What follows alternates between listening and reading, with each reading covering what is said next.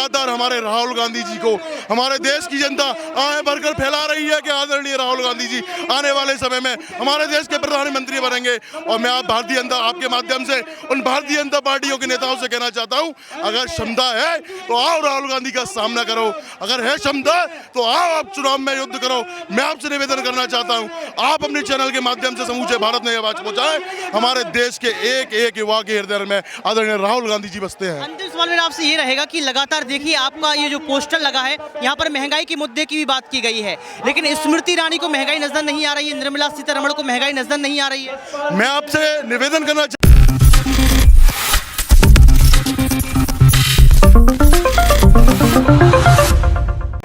संवाद और विवादों के बीच फंसी राजनीति चुनाव के पहले ही चीखने और चिल्लाने लगती है, लेकिन इस बीच जो देश का माहौल बना है वो हिंसात्मक हो गया है। जी हाँ दर्शकों, आप सही सुन रहे हैं, भारत देश में लगातार हिंसाएं बढ़ती जा रही हैं, चाहे वो मणिपुर की हिंसा हो, चाहे हरियाणा की हिंसा हो, राजस्थान या फिर अन्य राज्यों की। दर्शकों, यहाँ पर सबसे बड़ी बात यह है कि विपक्ष मजबूत नजर आ रहा है।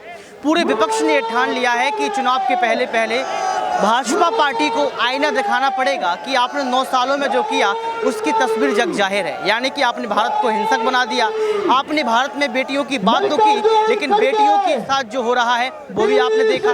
तो यहाँ पर जो अलायंस हुआ है वो लगातार इसमें कोशिश में लगा है कि चुनाव के पहले पूरी जनता को एक संदेश दे दिया जाए कि अगर आपको सही राजनीति चाहिए, शुद्ध राजनीति चाहिए, तो भाजपा को छोड़ना पड़ेगा। ये तस्वीर आप देख सकते हैं कि इस तस्वीर में साफ तौर पर नजर आ रहा है कि यहाँ पर देश में फिर नफरत की आग के खिलाफ लड़ाई और धरना प्रदर्शन जारी है। इसके साथ साथ मणिपुर में जो जारी हिंसा के खिलाफ है उसके लिए प्रदर्शन जारी है।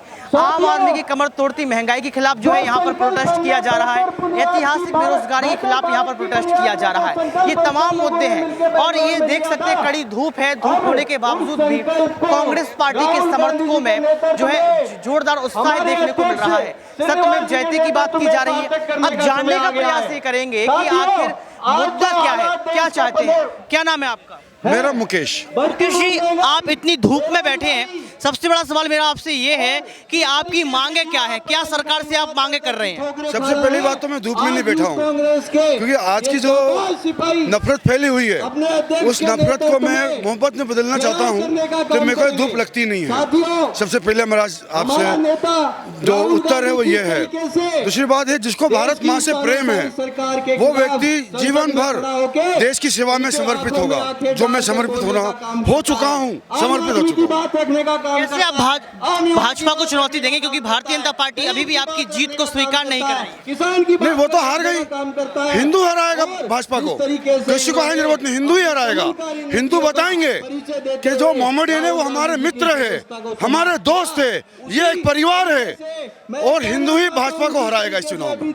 मणिपुर की हिंसा के खिलाफ आप कैसे लड़ेंगे, क्योंकि हिंसा होने के बावजूद भी भाजपा ने अभी चुप्पी नहीं तोड़ी है? नहीं, ये इनकी स्ट्रेटजी है भाजपा की, ये कभी भी कुछ बोलते ही नहीं है।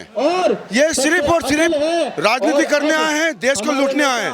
आज हमारे घर के 23 बर्तन बेच दी इन्होंने, 23 प्रॉपर्टी हमारे भारत की बेच दी, उसको बेचने में भी पैसा कमाया, उसको दूसरी जगह डेवलप करने में भी इन्होंने पैसा कमाया। इन्होंने राजनीति के नाम से भ्रष्टाचार किया है, और महंगाई अनाप शनाप 250 रुपए किलो टमाटर है। आज की तारीख में बहुत हालत खराब है साहब, बहुत खराब है।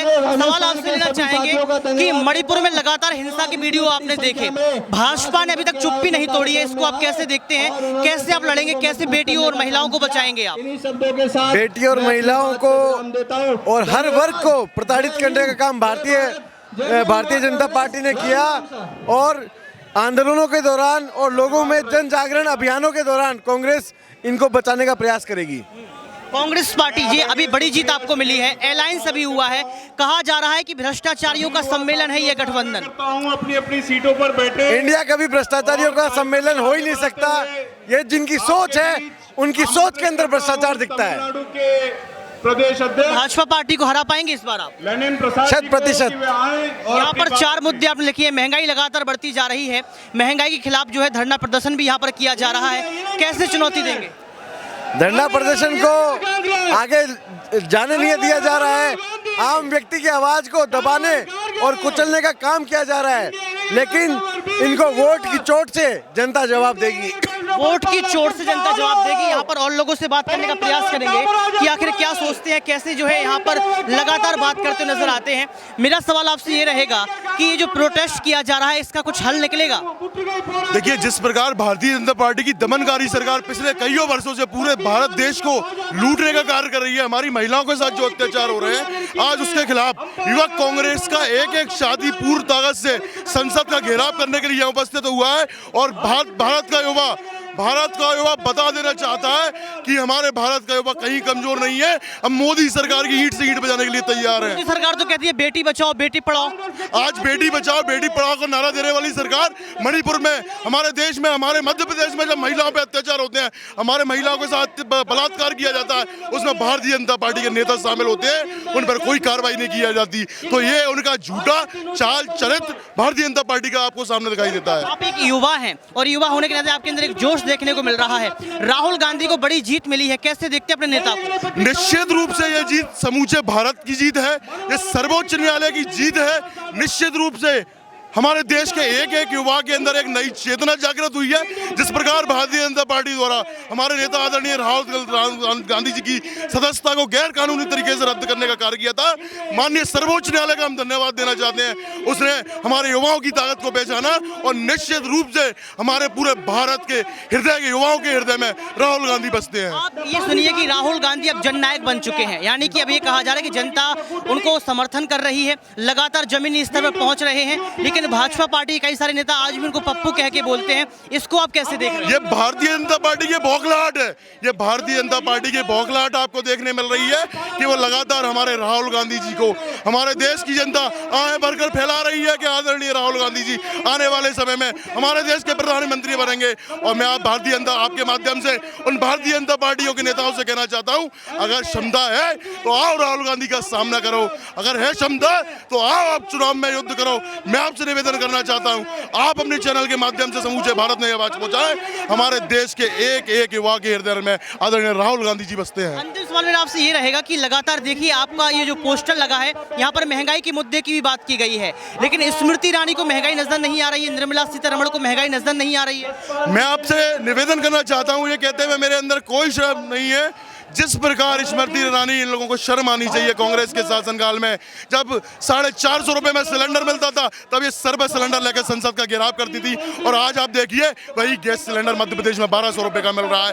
आप डीजल पेट्रोल के दाम देखिए। आज महंगाई ने एक गरीब जनता की कमर को तोड़ने का कार्य किया है और वही मोदी सरकार केवल अंबानी और अडानी को बढ़ाने का कार्य कर रही है। मैं आज निवेदन करना चाहता हूँ। कहती है कि लगातार आय बढ़ रही है। हाँ, मैं कह रहा हूँ स्मृति ईरानी कहती है आय बढ़ रही है, परंतु आय अमित शाह की बढ़ रही है, आय नरेंद्र मोदी की बढ़ रही है, आय भारतीय जनता पार्टी के नेताओं की बढ़ रही है। आय अगर किसी की मारी गई है तो गरीब की, मजदूर की, किसान की, दलित भाइयों की मारी गई है। कह रहे हैं कि गरीबी और अमीरी की खाई को खत्म कर दिया है। निश्चित रूप से वह जो कथन कहते हैं भारतीय जनता पार्टी की करनी और कथनी में जो अंतर है, वह निश्चित रूप को आपको देखने में मिलता है। मैं निवेदन करना चाहता हूं, आज भारतीय जनता पार्टी के नेताओं को शर्म आना चाहिए कि वो बेटी पढ़ाओ बेटी बचाओ की बात करने के बाद महिलाओं के साथ बलात्कार कराते हैं। यहाँ पर यह कि स्मृति ईरानी डायरेक्टली राहुल गांधी को चुनौती दे रही हैं, कह रही इस बार स्मृति ईरानी वर्सेस राहुल गांधी का चुनाव होगा। यहाँ पर नरेंद्र मोदी वर्सेस राहुल गांधी का चुनाव नहीं है। बायनाट से स्मृति ईरानी क्या जीत पाएंगी?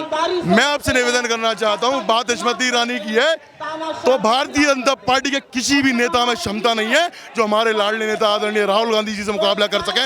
मुकाबला करना है तो सच के मैदान में करो। ये झूठ की राजनीति, गंदगी की राजनीति करना भारतीय जनता पार्टी का काम है। युवाओं के एक एक दिल में राहुल गांधी बसते हैं, किसी की क्षमता नहीं कि आदरणीय राहुल गांधी का मुकाबला कर सके। आप देखा कि यहाँ पर किस तरीके से यहाँ पर स्मृति ईरानी को चुनौती दी गई है, महंगाई के खिलाफ, मणिपुर हिंसा के खिलाफ जो है यहाँ पर बात की गई है। अब देखना ये पड़ेगा किस तरीके से कांग्रेस पार्टी के तमाम नेता जो है भाजपा पार्टी को चुनौती दे पाएंगे और जमीनी स्तर के जो काम है उन पर भाजपा को जो है हरा पाएंगे और भाजपा से जो है जमीनी स्तर के काम करा पाएंगे। आज के लिए सिर्फ इतना ही। कैमरा सुमित के साथ ऋतिक सविता।